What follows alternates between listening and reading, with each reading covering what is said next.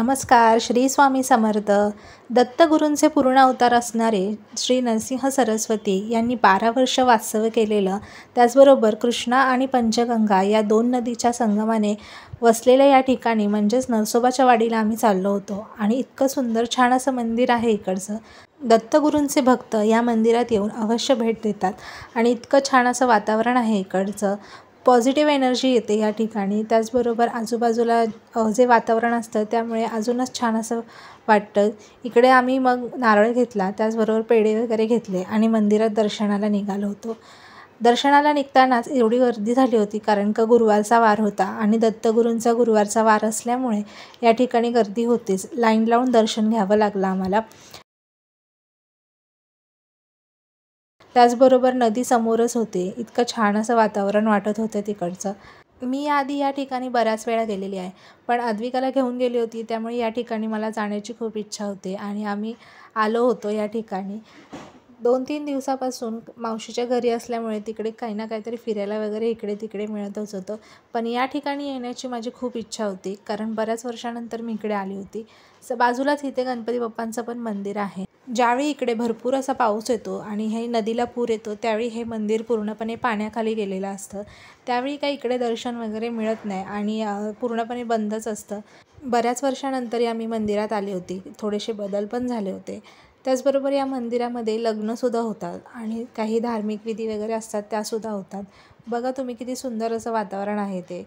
जे या भागाकडचे आहेत त्यांना तर नक्कीच माहिती असेल, पण जे या भागाकडचे नाही आहेत त्यांनी नक्की इथे दर्शन घ्यावं. खूप छान आणि पॉझिटिव्ह वाटतं. त्याचबरोबर इथे बोट पण होती आणि अद्विकाचा आणि श्रीचं चालू होतं की मला बोटीत बसायचं आहे. मग त्यांना बोटीत बसायचं होतं तर म्हटलं चला जाऊया आणि मग काकाने सगळ्यांना घेऊन गेले आणि बोटीत बसवलं.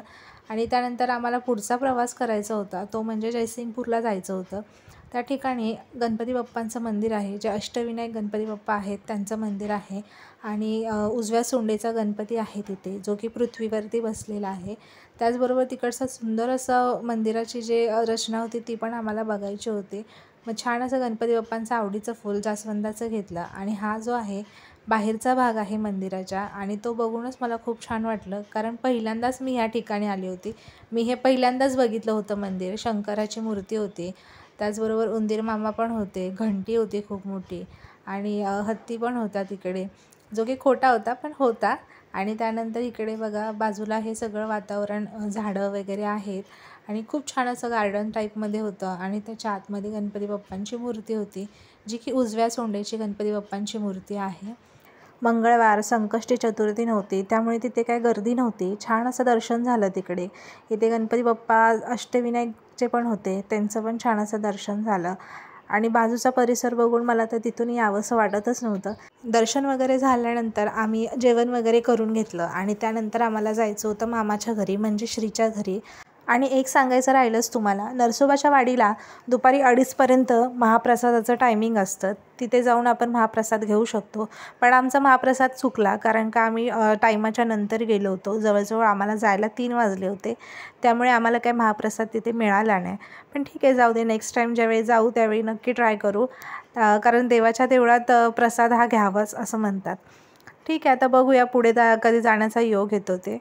त्यानंतर संध्याकाळचं टायमिंग झालं होतं. वातावरण पण खूप छान आणि सुंदर झालं होतं. अद्विका पण खूप छान अशी मजा घेत होती आणि नंतर आम्ही चाललो होतो घरी जाण्यासाठी. तर व्हिडिओ आवडला असेल तर लाईक करा, चॅनलला सबस्क्राईब करा आणि भेटूया आता पुढच्या व्हिडिओमध्ये.